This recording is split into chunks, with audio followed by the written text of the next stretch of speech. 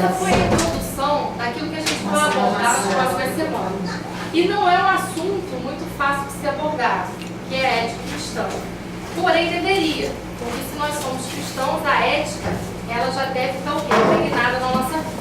Eu coloquei aqui, no início da apostila, uma figura muito sugestiva. É a figura do homem com um anjo do lado e Satanás do outro. Ali do lado de Satanás está o resultado. E do lado do anjo estão os valores. Por que eu quis começar a aula de ética cristã ilustrando com essa figura? Porque a gente precisa, hoje, na modernidade, no imediatismo que a gente está vivendo, aonde tudo tem que ser solucionado rápido, nós queremos o quê? Resultados. A gente está vivendo um momento da sociedade onde os resultados são mais importantes e os valores estão sendo deixados de lado. A nossa matéria é ética cristã, mas antes de entrar na ética cristã como um todo, a gente precisa primeiro ter o quê? Uma visão geral do que é ética, num contexto social, para que depois a gente faça uma separação entre nós. A ética dentro do quê? Do segmento cristão. Deixa eu passar aqui, e eu vou ter que passar devagar, porque como a apostila não ficou pronta, eu costumo ir falando, às vezes esqueço de passar o texto, mas se eu não passar, vocês não vão acompanhar essa questão da apostila. Para introduzirmos o estudo sobre ética cristã, é importante frisarmos primeiramente o significado da palavra ética. A mesma é derivada do grego etique, e seu estudo significa ciência da moral. No caso, a ciência da moral cristã, quando nós falamos de ética cristã mais especificamente. Buscando uma base bíblica para nos aprofundarmos no estudo da ética cristã, podemos citar o livro de Juízes, que diz a mesma coisa, tanto na referência 17, versículo 6, quanto na referência 21, 25, diz o mesmo texto. Naqueles dias não havia rei em Israel, e cada um fazia o que parecia reto aos seus olhos. Veja bem, o povo caiu em degradação moral porque fazia o que parecia reto aos seus olhos. Nem sempre o que parece reto aos nossos olhos é considerado reto diante da sociedade, e principalmente diante de Deus. Provérbios 16, 2 diz: todos os caminhos do homem são puros aos seus olhos, mas o Senhor pesa o espírito. No verso 25 do mesmo capítulo de Provérbios diz: há caminhos que parecem direitos ao homem, mas o seu fim são caminhos de morte. De alguma forma, voluntariamente ou não, nós sofremos todo dia influência do meio externo. Isso é inevitável. A gente não pode estar na igreja o tempo todo. Ser cristão, ter ética cristã dentro da igreja é muito fácil. Mas nós temos uma vida lá fora. A gente tem trabalho, a gente tem estudo, a gente tem lazer, a gente tem uma família. E a ética, ela não pode andar separada da vida do cristão lá fora. A sociedade, ela também estabelece o que é uma ética. E a gente vai ver a ética aqui no contexto social. Por exemplo, aqui diz que o povo fazia aquilo que parecia reto aos seus próprios olhos. Parecer não ser. Tem muita gente que acha que fazer justiça com as próprias mãos é certo. Eu mesmo tenho uma pessoa na minha família que ela diz: a polícia não resolve. Se fizesse justiça com as próprias mãos, as coisas não estavam do jeito que estão, não tinha tanto crime por aí. Mas isso não é correto. Se nós fizermos justiça com as nossas próprias mãos, nós somos semelhantes àquele que nós estamos condenando, correto? Então aquilo que pode parecer reto aos nossos próprios olhos, pode não ser reto diante da sociedade, e mesmo que pareça reto diante da sociedade, igual algumas situações que a gente vai abordar aqui durante a aula, não é reto diante dos olhos de Deus. Porque aos olhos de Deus não existe o parecer. Com Deus não parece. Com a sociedade pode até parecer. A ética de classe, que é a ética social, que ela se divide nas classes éticas, ela pode parecer. Mas a ética cristã, não pode parecer. Ou ela é, ou ela não é. Não existe um intervalo nesse meio de caminho.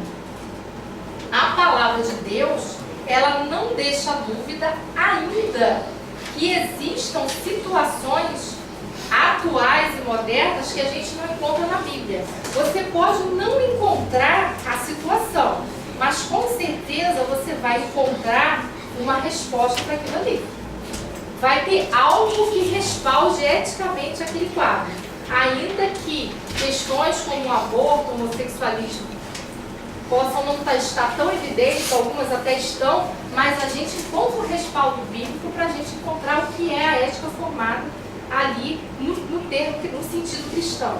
Aqui eu coloquei uma figura ilustrando a caminho que ao homem parece certo, mas ao final é o caminho de morte, porque a estrada, quando ela não é certa, ela parece, o final dela certamente é um abismo. Se a gente entrar numa estrada que parece, mas não é, o final dessa estrada é um abismo. Não existe um outro final nessa estrada. No contexto moderno, podemos afirmar que o certo e o errado nunca foram tratados de uma forma tão banal. A gente acabou de ter isso ilustrado aqui brilhantemente pelo texto que o pastor Carlinhos deu para a gente introduzir a aula. A necessidade, o incentivo da sociedade para que o indivíduo tenha como meta o prazer subjetivo e realize a sua própria vontade a ponto de alcançá-la é tão intenso que os meios utilizados para dar vazão à sensação de bem-estar parecem não ter mais a devida importância. É aquela situação, os fins justificam os meios. Eu preciso alcançar a minha satisfação pessoal. Então o meio que eu vou utilizar para chegar até ali, ele não é importante desde que o resultado seja aquilo que eu quero. A gente vive numa sociedade focada para resultado e o certo e errado já foi abandonado. Ainda que a sociedade considere coisas legais, a nossa ética cristã não permite o que é legalmente social ou jurídico quando vai contra aquilo que nós cremos. Por exemplo, existem países em que o aborto ele é legalizado. Se a pessoa cometer um aborto, ela não está cometendo um crime. Ela está agindo dentro do que a lei permite. Ainda que isso seja, está repreendido em nome de Jesus, isso não vai ser legalizado aqui no país.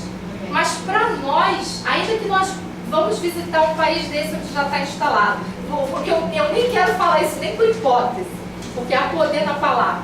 Se a gente for visitar um país desse onde o aborto é legalizado, isso não faz com que para nós isso seja uma coisa eticamente correta. É legal, é judicialmente permitido, não se cometeu crime nenhum, mas está longe de fazer parte da nossa ética cristã. Amém? Então é por isso que a gente vai diferenciar o que é a ética social da ética cristã. Porque a gente vai encontrar muita coisa que é ético na sociedade e que não cabe na nossa vida. A união homoafetiva, por exemplo, ela é legalizada. E nós, quando a combatemos, se não for com muita sabedoria, nós podemos ser condenados pelo crime de homofobia. Ainda que legalmente a união de duas pessoas do mesmo sexo seja legal, para a minha ética cristã, ela é condenada. Porque nós não podemos nos moldarmos aos padrões do mundo. Nós não pertencemos a este mundo. Então, aquilo que o mundo estabelece como padrão, ainda que seja legal e permitido, o nosso manual de vida não é somente o Código Civil. Nós temos que nos submeter à lei do nosso país. E a gente vai estudar isso mais à frente, a ética e o Estado. A gente vai passar por um pedaço de texto que é a ética e o Estado, não hoje. E vai falar sobre o que nós, como cristãos, nós estamos sujeitos às leis estatais. Porém, o meu principal código de ética não é o Código Civil, não é a Constituição, não é CLT. O meu manual de ética, o meu código de ética principal é a Bíblia Sagrada. É dele que eu não posso perder. E com certeza nós não vamos encontrar nada na Bíblia Sagrada que vá contra os princípios da lei quando ela está exercida como ela deveria estar. Se a lei ela está se contrapondo contra o valor da Bíblia Sagrada, ela está com problema. Porque hoje em dia, as leis, elas não são criadas para o bem-estar comum. Elas são criadas para o voto. Se eu votar uma lei que vai autorizar um processo homoafetivo e aquilo me garantir um status maior na eleição que vem, sem pudor nenhum eu aprovo. Mesmo que eu tenha convicção de que aquilo ali não é o bem-estar comum social. Porque a ética secular, ela visa um senso comum para o bem-estar da sociedade. E eu não creio que todos esses que apoiam esse tipo de lei, esse tipo de regra, acreditam 100% que eles estão colaborando para o bem-estar comum. Eles têm famílias, eles têm filhos. Ou já se degradaram de tal forma que perderam o senso do que é o melhor para o senso comum, ou deixaram de lado isso porque estão visando os resultados, independente do que é certo e errado. O que é um resultado político? É voto. Então eu faço aquilo que me der resultado. E o que é certo e o que é errado eu deixo para trás. A justiça dos homens, ela é diferente da justiça de Deus. A justiça dos homens, você pode encontrar o que é errado. Na justiça de Deus, você nunca vai encontrar o que é errado. E algo que pode estar 100% correto na justiça dos homens, pode estar 100% errado na justiça de Deus. É por isso que a gente precisa refletir, mesmo quando algo parece muito certo. Aqui eu coloquei uma figura ilustrando como que a gente vive na sociedade contemporânea. Aqui tem o dedo do que é certo em contrapartida com a mão do que é errado. E a gente anda numa linha fina, uma linha tênue que liga esses dois extremos. E Provérbios 14, 22 diz: porventura não erram os que praticam o mal, mas o amor e fidelidade haverá para os que praticam o bem. Irmãos, se a gente fosse moldar aos padrões da sociedade, a gente vai viver assim. A gente vai andar nessa corda bamba o dia todo. Porque muitas vezes nós não queremos ser desagradáveis. Nós queremos ser politicamente corretos. O politicamente correto e a ética cristã, eles não conseguem andar de mão dadas. Tem coisa que não consegue andar em comunhão. O politicamente correto é você no seu trabalho sentar numa mesa de escarnecedor, porque ali está o pessoal que pode te promover. O Salmo 1 diz que a gente não deve andar na roda dos escarnecedores. Poxa, mas ali está o pessoal que promove, ali está o pessoal que vai indicar quem vai para aquela vaga. Mas quem me coloca lá é Deus, irmãos. Quem é soberano na nossa vida é Deus. Eu não preciso me juntar com aquela panelinha para almejar aquela vaga, porque eu andando com aquela panela ou não, se a vaga for minha, Deus vai mover o coração do ímpio e vai me colocar ali. Ele não sabe nem porquê, mas ele vai acordar e vai lembrar do meu nome. Então a gente não precisa fazer esse jogo do politicamente correto. Andar no politicamente correto é falta de fé em Deus. Porque a gente apela para o que é natural, para o que é visível, para a força do nosso braço, para o nosso jeitinho, para a nossa amizade, para aquela conexão que pode abrir uma porta para a gente. Isso não é fé. Conexão quem abre é Deus. É Ele que abre a porta que ninguém fecha. Então não pode caber na nossa vida esse jeitinho. Deixa eu passar aqui. Hoje eu estou sendo adestrada em andar junto com a apostila. Eu faço uma bagunça. A apostila está na mão de todo mundo, eu paro aqui, estou falando. Então hoje assim, eu estou sendo altamente disciplinada, isso é bom. Em todo o tempo, todos os dias, semanas, meses e anos, ao longo da nossa existência, por atitude voluntária, às vezes nem tanto, somos obrigados a tomar decisões que envolvem as mais diversas áreas da nossa vida.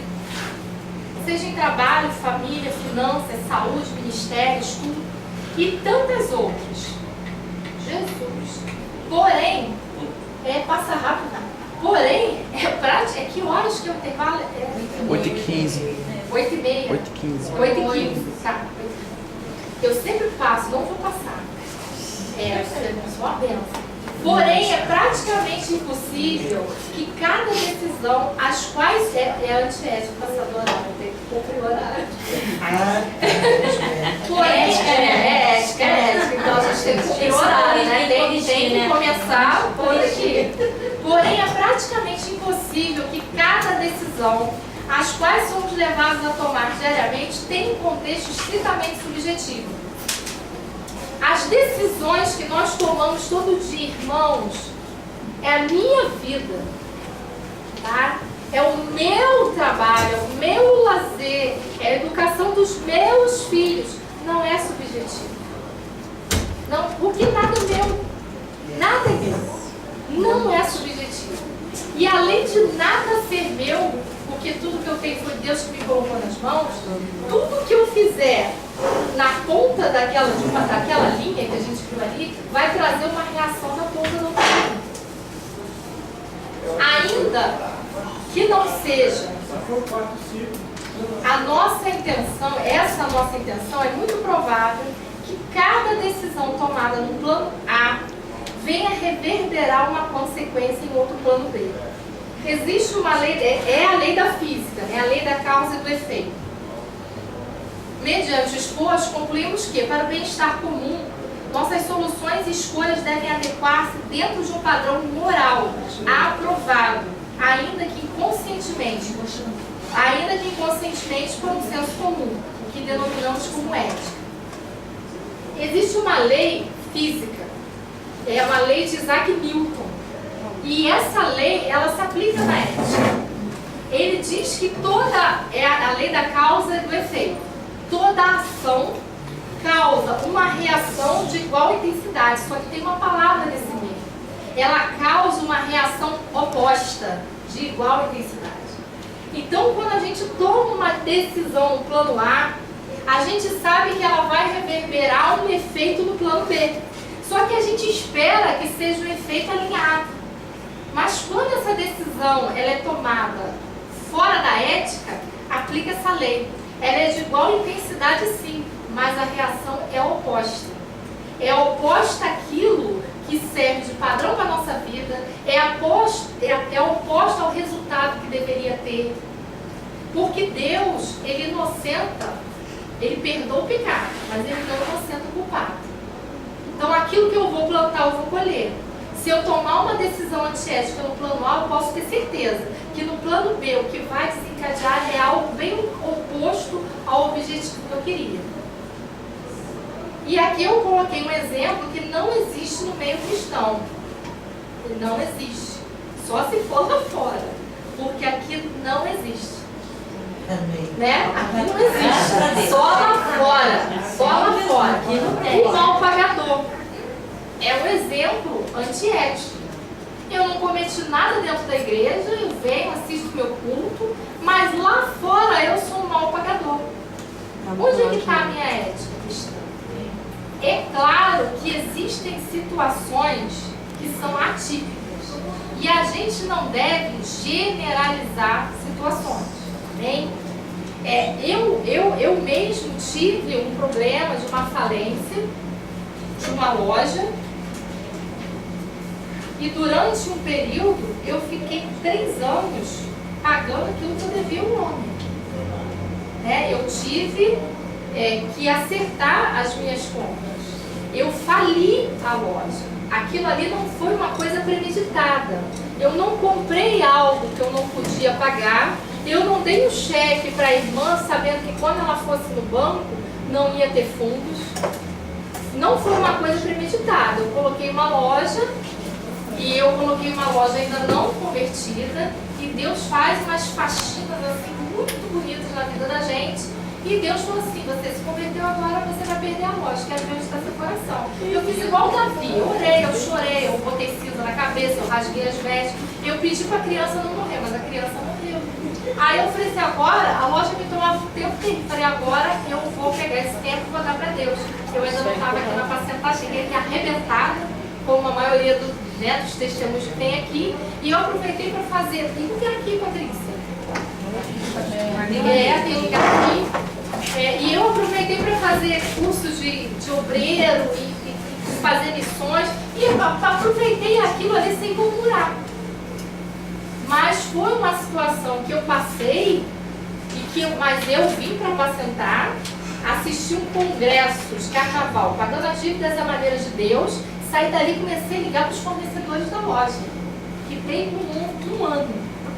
Depois eu liguei para o outro, mais um ano, foram 3 anos, irmão. Eu só comprava as coisas para o meu filho, mas para mim, mas eu paguei tudo que eu devia ao homem. Então essas são situações atípicas.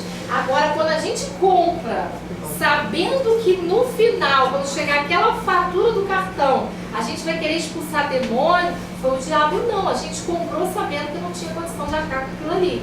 Então isso é o antiético. Quando a gente compra e sabe que a gente não tem condição de pagar, e ainda coloca Deus no meio. Deus proverá. Eu sirvo o Jeová Jireh. Deus vai prover. No final, quando a fatura chegar, esse dinheiro vai estar. Gente, para mim, isso entra na categoria não tentarás ao Senhor teu Deus. Porque Deus não te deu o recurso, você gastou por conta e depois não pagou. E nem perguntou para ele. Agora ele tem que entrar na situação de você. Você tinha uma palavra para fazer aquilo ali. Às vezes a gente acha que tem, no final a gente passa pela moeda. Imagina sem ter. Mas esse exemplo não existe aqui. Só lá fora. Existem situações que não cabem mais na nossa vida. São situações naturais. Mas para tudo, no nosso mundo natural, tudo que a gente faz no natural desencadeia algo no reino espiritual. O nosso natural e o nosso espiritual, eles andam conectados. Não há como a gente achar que a gente vai fazer algo no natural, que aquilo vai passar, que não passa. Eu tive uma experiência, a Alice, acho que eu já até compartilhei isso com ela. Eu fiz um estágio e eu comecei a orar. Estágio de corretora de imóveis. Eu comecei a orar porque assim, quando eu cheguei ali, todo mundo queria que eu ficasse. Falei, meu esposo, Marcos, espera aí, vamos orar para ver se é para eu ficar. Porque nem tudo que tá bonito, todo mundo te quer, e Deus. Deus falou que era a porta do estágio, e foi a porta. Foram uns 30 dias assim onde eu aprendi, aonde eu passava naquela imobiliária, a graça e o favor de Deus me seguia. Eu achei graça aos olhos da gerente, ela me colocava para coordenar os outros estagiários e aquilo permitiu que eu trabalhasse mais. Então, no final de 30 dias, eu estava muito bem. Aí chegou a proposta. Você pode continuar. Você não precisa parar o estágio. Um corretor sem crédito não pode vender. Estagiário não pode vender. Você está ali para aprender. Mas você fica, eu vou te colocar no lançamento, e você vai ganhar. Irmãos, cada apartamento que eu vendesse era R$2.600. Mas eu fui embora. Eu falei assim, toda honra e toda glória seja dada a Deus, que foi tudo debaixo de oração. Porque a nossa carne, ela é real. Eu ainda não tenho corpo glorificado. Entendeu? E assim, eu tô com uma obra em casa, que eu oro pedindo recurso, e eu poderia falar, Jesus, que bênção! Que bênção, é de Deus esse negócio. Agora eu vou vender uns 5 apartamentos e já estou com a obra. Cheio de brecha, cheio de legalidade. Faz 2 meses que eu saí de lá. Ela me passa e-mail. Gente, mas tudo no natural desencadeia algo no espiritual. Eu não conseguia dar entrada no meu crédito. Quem fora da turma de 15 estagiários, eu era a única que não tinha diploma comprado. Eu era a única que estudou para estar ali. O resto deu o dinheiro. Em 30 dias o diploma dele chegou na mão dele. E eu assistindo aquilo tudo. E eles foram lá, deram entrada. E eu agora, na última quinta-feira, eu consegui dar entrada. E ainda vou esperar 30 dias para ver se vão deferir. E tive que pagar os olhos da face lá, porque me cobraram. Eu falei, gente, mas é muito caro. Vai vir honra de Deus, irmão. Eu tenho certeza disso. Porque eu não aceitei fazer aquilo que não era. Eu falei, aí, e tem um lançamento em Belford Roxo, onde eu moro, que ninguém quer ficar, porque as pessoas têm medo de Belford Roxo. E é dia 8 de agosto que lança. Até lá meu crédito vai ter saído, em nome de Jesus. E eu vou poder ir para lá e Deus vai poder me honrar. Porque algo no natural vai desencadear algo no espiritual. Só que ele desencadearia de uma maneira negativa. Porque como é que Deus ia me abençoar nessa situação? Gente, eu ia ficar lá, eu ia ver ímpio vendendo. Porque eu vi gente falsificando até imposto de renda. Gente, o documento da Receita Federal o povo falsifica. E aquelas pessoas conseguem fechar o contrato. Assim, felizmente, no grupo que eu estava, a minha gerente é uma pessoa cristã, aqui me deu estágio e ela não aceitava esse tipo de coisa. Então, assim, eu fiquei no grupo, até isso Deus me honrou, fiquei no grupo abençoado. Mas eu vi nos outros grupos as pessoas fazendo e batendo meta. Então, assim, a gente está exposto a todo tempo a esse tipo de coisa. Então, se a gente não estiver com os princípios da palavra fundamentados, a gente corre um sério risco de fazer aquilo que é mal e ainda achar que é uma bênção. Uma bênção. Foi Deus que me abriu essa porta, eu vou ganhar dinheiro. Não, gente. Deus não é Deus de confusão. Deus não faz as coisas certas da maneira errada. Deus, ele faz aquilo que é certo, ele nos ensina a fazer aquilo que é certo da maneira certa. Não existe como fazer o certo da maneira errada, nem fazer o errado da maneira certa. Isso não existe. Nem na ética mundana isso existe. Às vezes acontece uma situação que às vezes a gente confunde o que é ético com o que é justo. Quando alguém precisava que eu fizesse um curativo ou alguma coisa assim, eu pensava assim, se eu levar essa pessoa até a emergência do lugar onde eu trabalho, eu vou gastar o quê? Um pacote de gás, um isso, um aquilo outro. Então, ao invés da pessoa ir lá, eu vou pegar exatamente aquilo que eu usaria na emergência, levo e faço curativo na casa da pessoa. Mas aquilo me incomodava porque eu estava levando. Aí, eu conversando com uma pessoa, eu falei, mas é justo. Afinal de contas, aquilo seria exatamente o que eu iria usar ali. Eu só estou usando num outro lugar. Eu não estou levando um pacote, um montão de gás, um montão de tudo. Então é justo. Aí a pessoa perguntou para mim assim, mas se o diretor do hospital visse você pegando o que você acha justo, botando dentro da bolsa, saindo do prédio do hospital, você acha que ele diria que é certo ou errado? Eu falei, ele diria que é errado. Eu disse, então não é certo. Isso cabe muito. E algo que a gente vai passar no final. Na última aula, existe um teste que é chamado teste de, eu não sei se é Maston ou Maston. Acho que é Maston, se pronuncia o nome dele. Tem lugar aqui, ó. Tem lugar aqui na frente.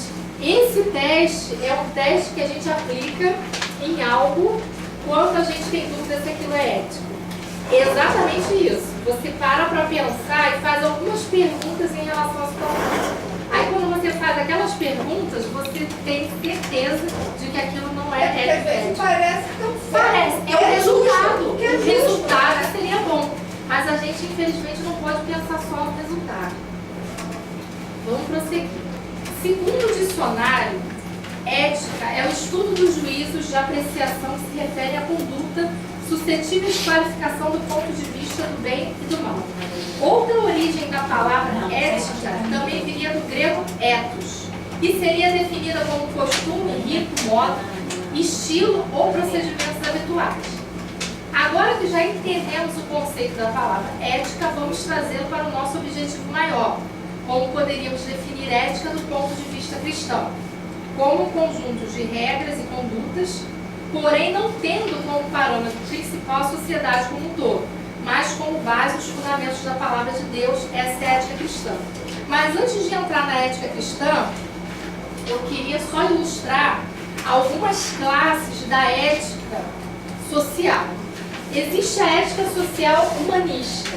O que é ética social humanista? O senso comum é o homem. Todas as decisões são voltadas para o ser humano. Se as decisões elas vão agregar valor ao ser humano, ela é eticamente correta. Assim, a gente vai acrescentar isso na apostila e vai vir mais detalhado. Mas hoje eu vou dar assim, falar bem a definição bem a grosso modo. Existe a ética individualista, que ela recebe, na forma culta, o nome de hedonismo. É o que a gente vive hoje. A gente vive muito isso na sociedade moderna. Hedon é uma palavra grega que quer dizer prazer. Por isso que a ética individualista ela é chamada de hedonismo. Ela visa o prazer.